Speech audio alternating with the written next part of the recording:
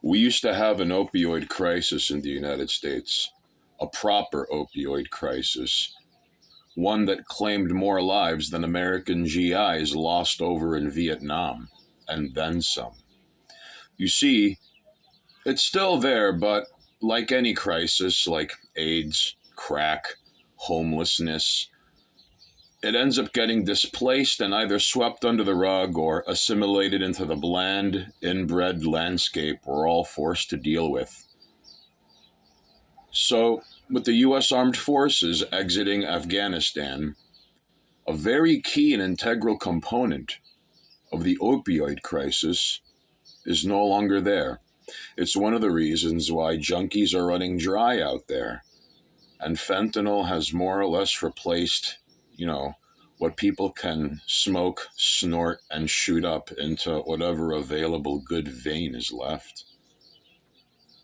But consider Afghanistan in all of this.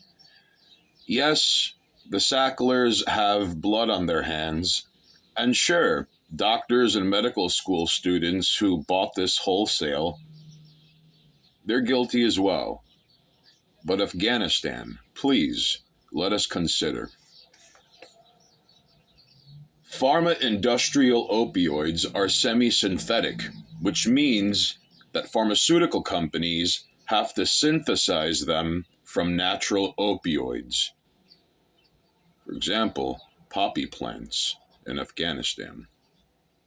All proprietary opioids are made from the poppy plant or its derivatives, like opium or morphine. Semi-synthetic opioids such as oxycodone were introduced to the prescription market from the 1950s onward, followed by slow-release formulations such as Oxycontin in the 1990s and early 2000s, which doctors began embracing for the treatment of chronic pain and pain relief. Among them were the fentanyl patch, hydromorphone, and Oxycontin. The latter made by US-based Purdue Pharma, which aggressively marketed the product to practicing physicians and medical school students as a highly effective painkiller, quote, without unacceptable side effects, unquote, including addiction.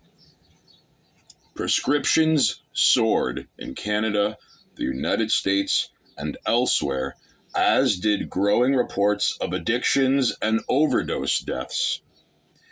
It is an epidemic, and the CIA and the United States military is at the center of it. So please, before we jump to conclusions and point the fingers at the Sacklers, let us consider where the most important component of the opioid crisis came from. After all opioid roads, once upon a time, led to Afghanistan.